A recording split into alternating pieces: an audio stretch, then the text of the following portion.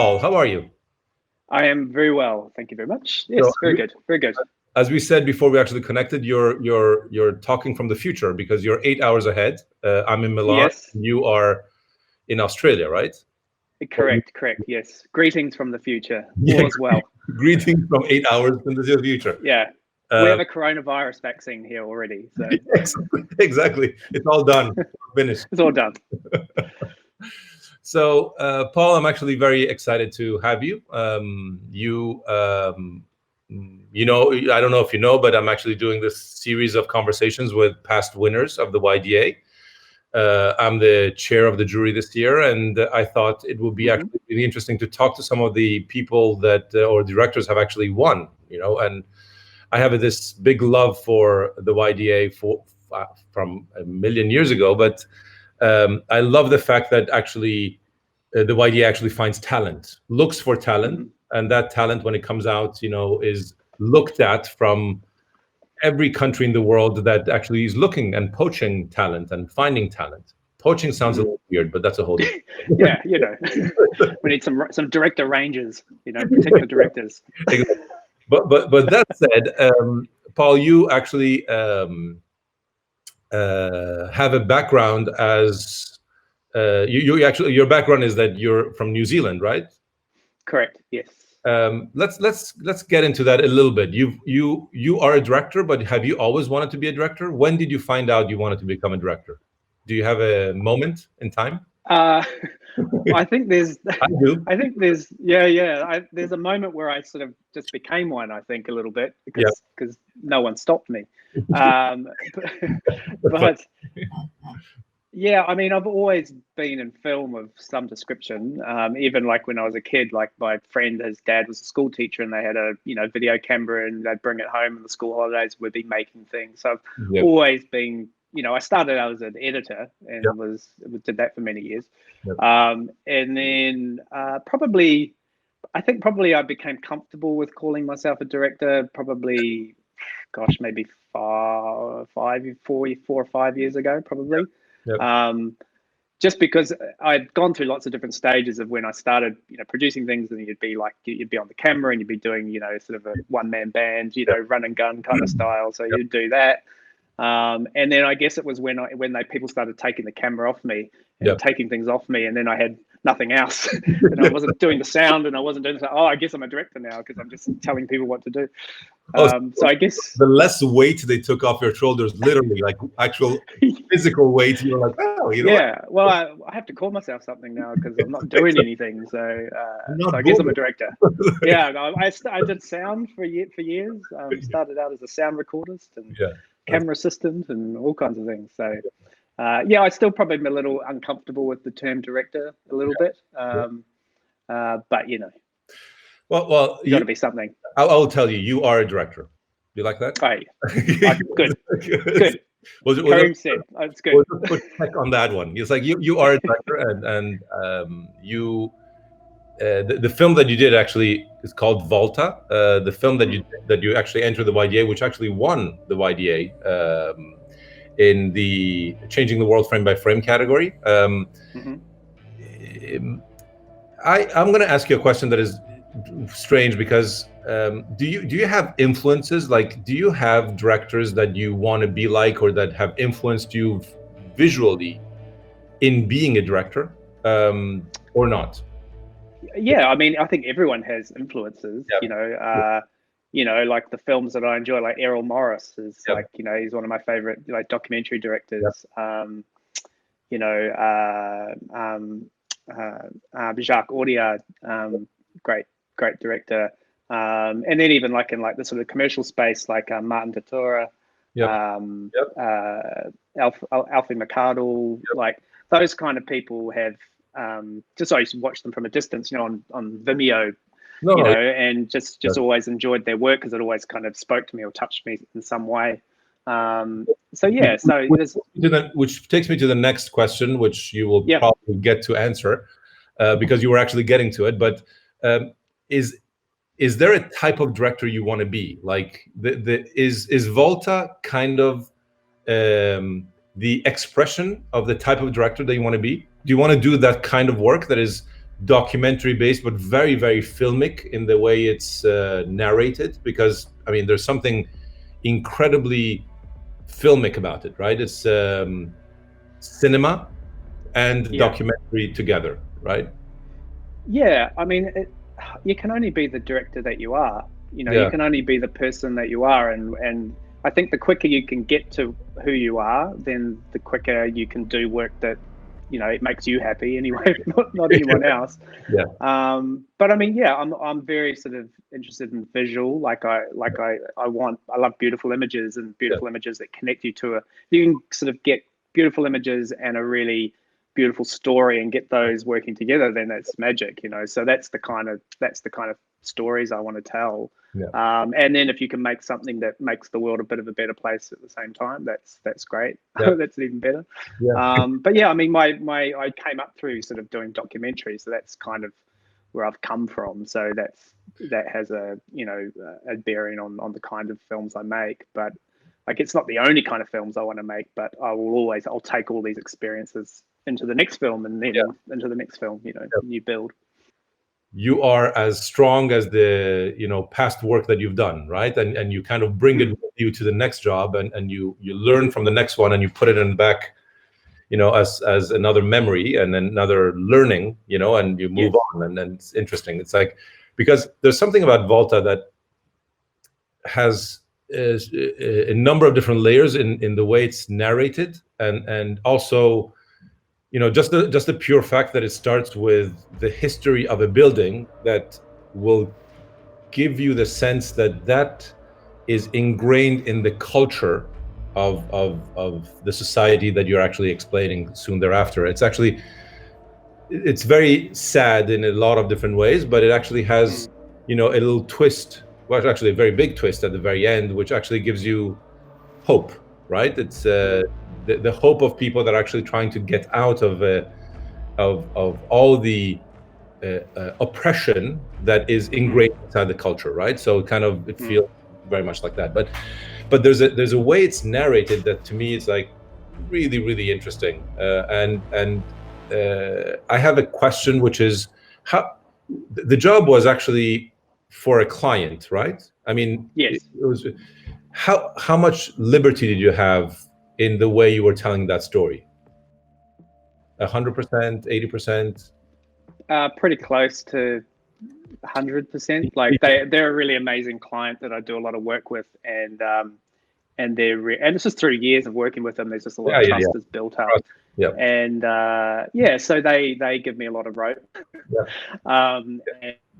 And yeah, you know, like I mean, that story, I took that story to them because I had a friend who had been in that area and they'd heard about the issue, and then I thought, oh well, I work with this NGO, I wonder if they have any programs or any of the children they work with had been, you know, be infected by it. Turns out they did, and there was this amazing guy Henry who was like a, you know, modern day abolitionist, and so we took it from there, you know. And but yeah, I mean, there's a lot of freedom, but with that there's not a lot of resource. So you've got the freedom to do as much as you can. So it was a fraught trip that fell over almost every day. Yeah, I mean, I can imagine. And how long were you actually there in to actually shoot? I mean, how long did it take you to actually shoot? I think the shooting days were about 5 days. I think in total we were there probably from door to door. It was a 10-day trip. So there was a few days of kind of scouting and just kind of organizing. But yeah, 5 days of shooting, I think, all up. And then lots of days of trying to organize like boats, because we'd sort of stipulated ahead we need a follow boat because we've got this big camera rig, and we can't. Anyway, we turn up and they've given us a canoe. And it was like, oh man, I'm going to send my DP to the bottom of Lake Volta in that thing. So then we spent, you know, like 2 days trying to rustle up this boat, and so there were all kinds of things like that.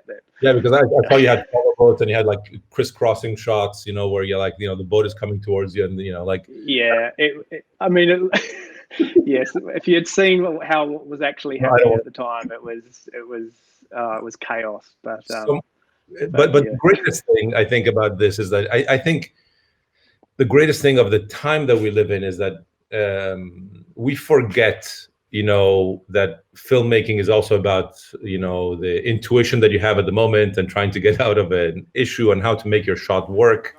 Sometimes, you know, sometimes you can't, and you kind of have to figure out a different way to do it. And I will tell you the truth. I mean, I thought about the shots because I was actually looking at how beautifully it was shot, but I was thinking how incredibly powerful the images were. So I think there's a love for the mise en scène, and you know, if you were to speak like French or you know, I don't know, whatever, like film school language, but which is incredibly interesting to me, because it is really not documentary as much as it is cinematic documentary, or you know, some of it is reenacted. You know, some of the people are real, some of the people are not, and but it's very, very interesting to me. Like the filmic look is very interesting.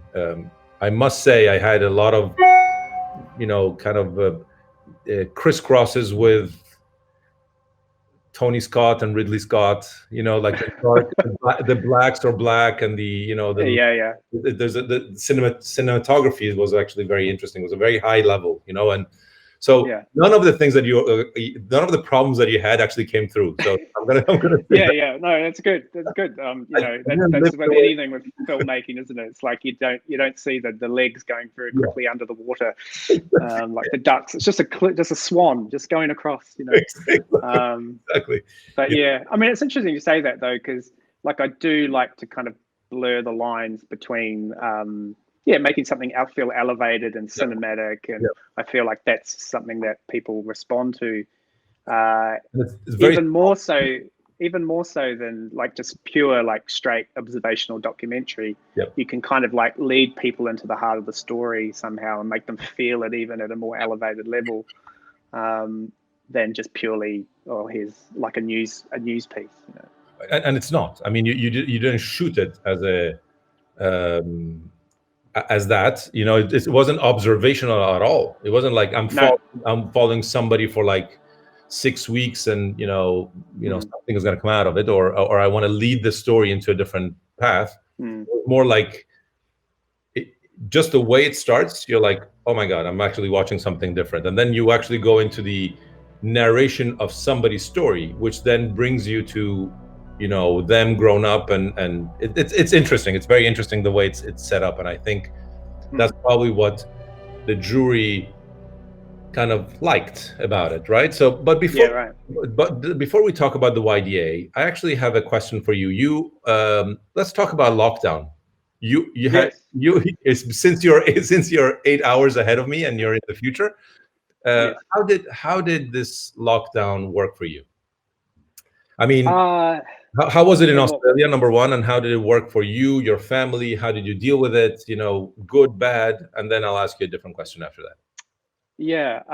Well, like everyone, you know, you're stuck at home, and that's been, you know, good and bad. Like, it was kind of nice to have the pause, but then there's the terrifying part right at the start where I had all my jobs like cancel in 2 days. Like right now, I should be in Peru shooting a story, but it's not happening.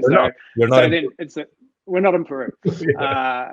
So there's like all the financial side of things, like, oh god, what are we going to do, and all that sort of panic. And then when that sort of subsides, then you go, oh, actually, it's kind of nice just playing board games with my kids and pottering around the house. And I've got like a coffee tree in my backyard, and I've harvested my first coffee and roasted it today, so that was good. So there's been some definite positives. And then a bit of time to work on some other projects, or some sort of passion projects. So you have a bit of space to kind of think about that. But then just also a lot of time just kind of at the start, I think, of it, we weren't really sure what was going to happen. Like, you were looking at the news and getting more and more depressed as you know, see what's happening all around the world. And so you have this sort of, it's been this weird kind of conflict of emotions of like seeing what's happening in other parts of the world, and knowing that this is a really horrible thing that's happening to so many people. But then also where we've been in Australia, we've been quite sort of fortunate in the sense that we've had, you know, not as many cases, not as many deaths. And so in some ways it's, you know, we've been very fortunate in that. And so sometimes it's like, how do you, take it completely, not seriously, but it's because it's not like, our hospitals haven't been overwhelmed and the numbers haven't been crazy. Trying to say, oh, no, this is a pandemic. That's this is a really serious thing. Yes. But I think probably as it became more under control here, you could kind of the fear started to dissipate, and it was more about, oh, okay, well, what am I going to use this time for? Do you think this period has made you, well, one thing that you mentioned is time, right? You actually have time to do things. You go through the panic, or you go through the one period, and then you go into the world of, you know what, I have a little bit more time, right? Now, the question I have is that, does time give you more creativity? I mean, do you feel like you're more creative, or do you think you're more frustrated?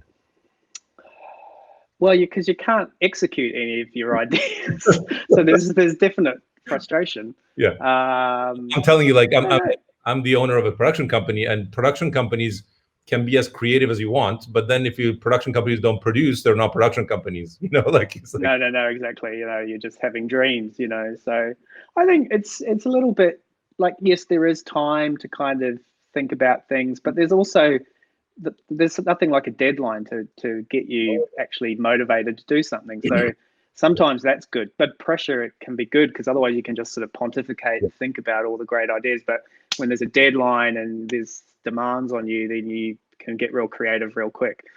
So I think it's a little bit of both. I don't think I would want to have all the time in the world forever. like this. Like, I think I'd get lazy and complacent. Yeah, it's true. So that said, you do a film, and then you decide to actually send it to did you decide yourself to send it to the YDA? Did somebody tell you to send it, Volta, to the YDA? No, I did. It was complete, like, it was a punt, because I'd sort of got to the point where I was making things, and it was all great, but I just was like, oh, I need to be doing something else. And I'd been calling production companies and getting zero response. No one would return my calls or my emails. Yes. And I got director friends who are further along than me, and they had done the YDA. And I thought, oh, well, what's the worst that can happen? Exactly. So I submitted it, and didn't think I would get any. I just thought, oh, well, there's no way, because you see the caliber of people who go through it, and you go, there's no way. So I sent it, and was completely surprised when I got an email to say I'd been shortlisted. So that was like, whoa, like, I had no expectation at all. Yeah. And then you win, right? Yeah, which was crazy. And what did something happen? I mean, I have this theory that the YDA is looked at, and maybe it's a theory because I'm the chair of the jury and I would like to think that, but I think I have this theory that because I, as a producer, look at the winners of the YDA as directors that you can actually kind of figure out, right? It tells you what people are liking. It tells you what kind of new directors are coming out. The idea of young talent and the idea of talent being awarded is actually really interesting to me, right? So I always had a feeling that some of the directors that I actually saw in YDA past actually had a little bit of a help from the YDA, having won the YDA.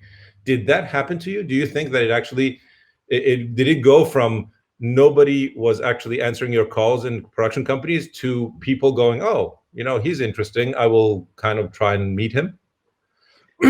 Yeah. People would respond to my emails. It was quite nice. It was a little bit weird too. It was like suddenly, like, people are getting back to me.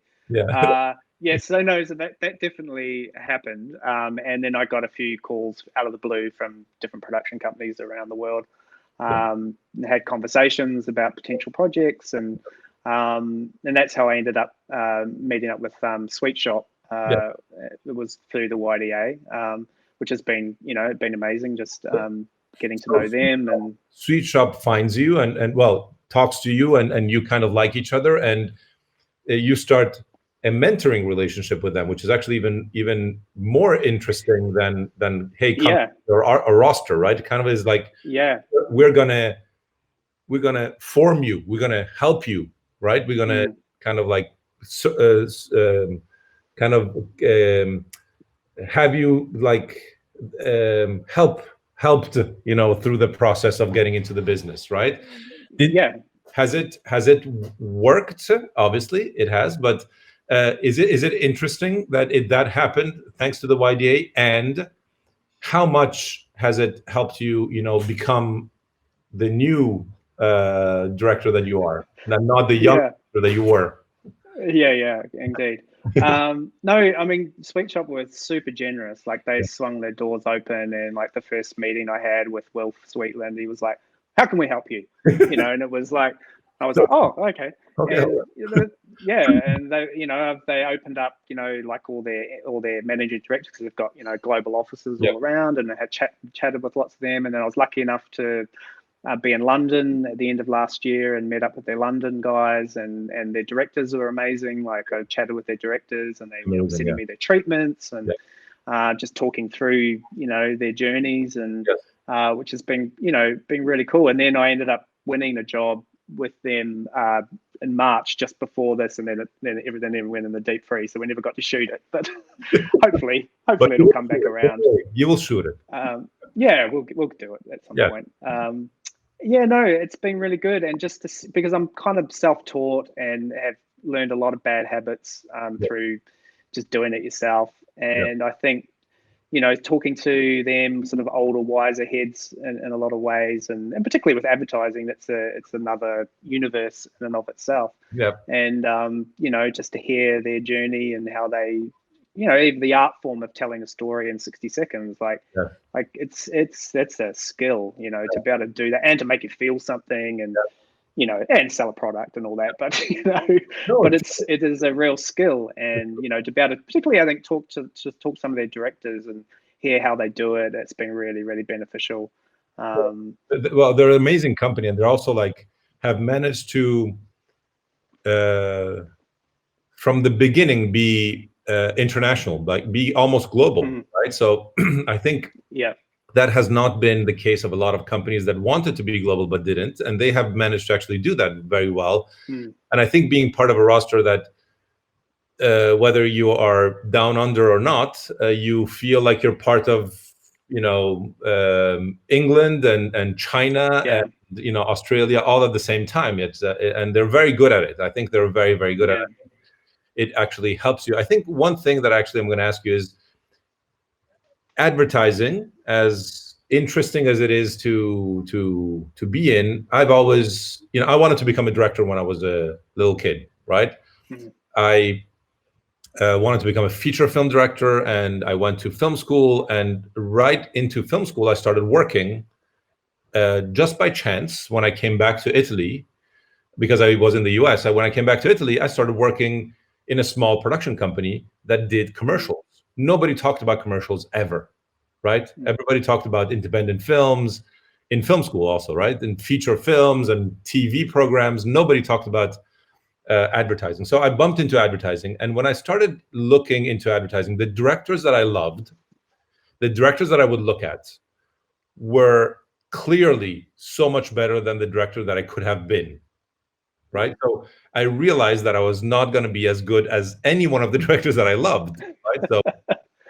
So I kind of gave up. I thought, you know, I don't want to be a medium director. And I love advertising because I love the fact that you kind of tell mini stories, and the good ones were able to tell stories in 30 seconds. And I would actually feel something, 60 seconds, and I would feel something. I would laugh or cry or, you know, feel about somebody or something, or, you know. So what do you think about advertising as a drama slash, let's say, documentary director? Are you interested in it? Or, I mean, I'm not going to say you're not interested in it, but are you interested in as actually a craft? Are you interested in the craft of the difficulty that has? when you have a time limit or a time span or a, I don't know, a format, you know, that you have to live in, or whatever it is. I was going to say, is this a trick question? No, who's watching us? Of course. No, I think what I like about it is I like telling stories. So for me, I'm a storyteller. So whether it's long form, medium form, short form, it doesn't really, is the idea interesting. Yep. And then I love like creating worlds. Yes. So, you know, and particularly that's what I think I love mostly about advertising is everything is, Absolutely. You know, you have to create everything. And the illusion of it is what I really like. And working on the collaboration. Yes. I think like documentary, it's quite solo. It's you and your DP and very small crew, but like advertising, and then obviously features, you know, you're working with department heads who are really skilled, gifted, amazing people. Yeah. And I really enjoy that kind of cross-pollination of ideas, and like the idea is the thing that you're trying to make the best it can be, and that excites me. Yes. And advertising is such a great kind of like hive of that. In small doses, you know, you're not doing like 9-month shoot because you're on a feature film. You're doing it in, you know, maybe 8 weeks or something, or even less, you know. And so that excites me. And I've seen so many great examples of advertising where I've seen it. I went to Ciclope last year in Berlin and was listening to like these panels, you know, the guy that did the BMW ad with the Berlin Wall, and then Seb Strasser, you know, what was the film about Bertha Benz, and just like hearing their process and hearing like all the different, you know, like that, it really excited me. It's like that kind of collaboration, and it excited me about advertising, that agencies would go there, that clients would go there to make something that cool and interesting and beautiful. And I was like, it wasn't a trick question because you actually gave a good answer. So right, good. You had an answer for it, which is good. I think there's something about advertising that creates worlds, and you know, like the other thing that is good is that advertising has changed so much in the stories that it tells and in the lengths that it has, that, you know, we don't do, as advertising producers, we don't only do 30 seconds anymore. We do branded content. As you said, the Bertha Benz film is a 4-minute film or 5-minute film, and you know, the Berlin Wall BMW one is also like, you know, a branded content film, and that is actually another way brands actually speak, and that is actually very interesting to me because it changes the typology of directors that you bring in, right? As a company, you actually have to have that little interest in who's around and who can actually give you that kind of work, and brands are actually looking for that, right? So the typology of storytelling that you have in Volta is more advertising than you think. Let's put it that way. Well, I mean, those stories are for a brand. The brand just happens to be a humanitarian organization who have a story to tell, and they have a longer format. But then they chop that up in a million different ways for all their online and their social, and it all gets butchered and, you know, turned into what's, you know, the different formats. So, I have got a friend who's in agencies, and he says, no, you do commercial stuff. I mean, you've got a client, you've got a budget to work with. It's all the same stuff. It's just absolutely, and I agree with you. So I think it's actually very interesting. That is very interesting to me. So the future in Paul Nevison's life is that you actually were supposed to go and shoot something somewhere in Peru, I think, right? Correct. Yes. And then it all kind of fell apart, but it's going to probably stand up again and happen, right? Yeah, I hope so. I mean, I guess this time will pass. It's not forever. And that's something to think about, that it's not forever. And you know, just I guess I hope that, like, from all this time, that like the things that we have learned, I hope they continue long after this period, and we don't just go back to business as usual on so many levels, you know. That actually, you got to answer a question that I was going to ask you. Do you think this period will actually make us learn certain things that we can take with us to what they call the new normal, or the normality that will be after this thing is over? Do you think we will learn to change? Because I think my biggest worry is that we'll go back to business as usual and we won't have learned anything, right? I think that's the part that scares me a little bit. As a person that looks at the world from a documentary perspective, do you think that that is something that will be interesting to see whether that happens?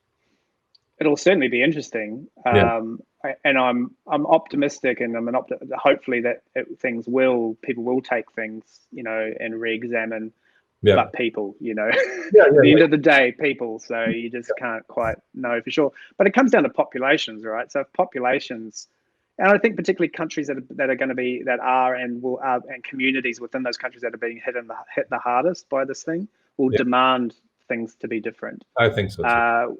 So other places that won't feel it as much will probably go back to whatever they were doing. But I think you said something that is interesting to me. Is like, if the people have changed, the populations might change, right? So if it has been somehow, I have this theory about, I don't want to get into philosophical aspects, but it's funny because I have this theory about the world has been given a chance to reboot. When your computer is broken and you're like, and you call the IT guy, and the IT guy always says, turn it off and turn it back on. It's like, okay. And you're hoping that when you turn it back on, things actually will, kind of disappear. And the things that are very dramatic will stay, in your computer, I'm saying. Like the things that are broken are going to stay, and the things that are not broken are going to actually get fixed on their own. I think that the part that is, the part that is going to stay, it doesn't matter to me because it's going to stay. That's how life is. The part that is going to change is going to be interesting to me. It's like, because I think people will change after this. Definitely change head. They will start making bread. They'll be more interested in not wasting things. Like it's interesting. It's like, and even if 5-10% of things changed of any type, right, it will be a change, right? It's like, leaving aside the fact that as a documentary filmmaker, when you're 20 years from now, you can actually make a film about the time when we were all wearing masks. It's interesting. Anyway, but I didn't want to be philosophical. Go. No, philosophical is good. I mean, I think people will think about where their things come from. When you couldn't get toilet paper, and you start thinking about where do these things come from and who makes them. And then the other thing is, like, actually the people who have been like most sort of marginalized in society are the ones we needed the most. People stocking shelves in supermarkets, absolutely, gas stations, and I think people will have a much more appreciation for the health systems, and people won't stand for them being cut and used like a political football. That's why in Italy, like, we have a really, really good healthcare system, but for many years they had actually they had like diminished the budgets. So we actually did not have enough beds to deal with the amazing hit that we got hit with, right? So now we have triple the amount of beds that we had 2-3 months ago, and we'll keep them that way because we have realized that our healthcare system, which actually dealt with it really well, they were they don't want to be called that, but they were superheroes. But then, now you kind of learn certain things about society and how it works. But anyway, that said, sorry about the digression, but it was interesting to see how you dealt with it. But I wanted to end it on a film note, but I don't have any more film questions. So right, good. I just had coronavirus question. But again, Paul, Paul from the future, Paul, I can't really thank you enough for this conversation. Thank you very much for connecting, and thank you very much for doing this, because this is an idea that I had for a long time, and I think it is actually interesting to hear how the past winners have actually been influenced by the YDA, but actually have influenced their career by moving forward in certain ways. So. No, I'm looking forward to hearing some of the other conversations, because you see the names on a website, but to actually see who those filmmakers are, and I'll be interested in seeing them. No, it's going to be interesting. And again, thank you for participating. And again, thank you for Sweet Shop to actually helping us put this thing together, because they've been really, really helpful in this too also. Okay. Yeah, no, you're welcome. Thank you very much, and say hi to Australia. I will. Ciao, ciao. Thank you. Thanks, mate. Bye. Ciao.